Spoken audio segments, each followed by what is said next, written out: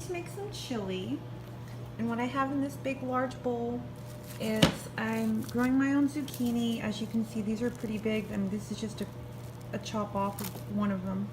I have probably about this much zucchini in here, so if you went to a regular store, it would probably be about 2 regular zucchinis. If you're growing your own and they get pretty large, you can use one large one that you're growing.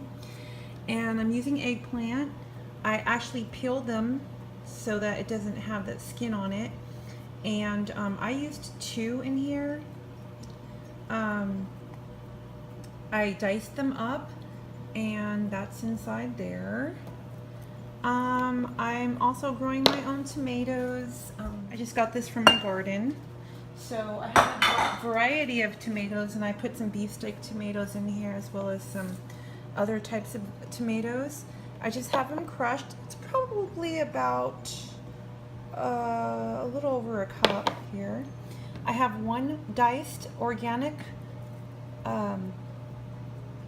onion in here, and the bell peppers from my garden, since they were small, I put 3 of them, and then I put 2 of the Anaheim peppers that were also pretty small. Also, I have big ones, so if you go to the store and buy the big bell peppers, you can probably use about 1.5, and then use 1 small organic onion, or you can put one of those large onions. You'd probably put like half of that in there, and then 1 large bell peppers. The pepper really brings out the flavor. So this is my personal recipe for chili. I have 4 cans of organic beans that have been rinsed about 20 times, and it's sitting in water. So I'm going to rinse it one more time before I put it in, and I put this in last. So to get all the starches out, and if you can see, I'm going to just go ahead and do this. You'll see it bubble up like little white foamy bubbles, and you want all of that out because you don't want it to mess with your stomach. Right here I have some tomato sauce. This one has garlic and herbs in it, so I just this one's a really good one. I like the flavor from it, and it's probably about a cup. And then here I have a cup of salsa. You can make your own salsa, or you can get store-bought salsa. Preferably something that does not have sugar in it, because you don't want really this is my recipe. So.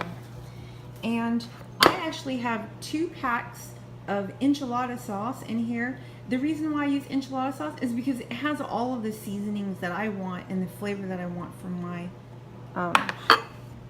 for my chili. So I like using the enchilada sauce. Now this is my personal recipe for chili. So, and then I have some mascarpone. I'm going to put like a large tablespoon.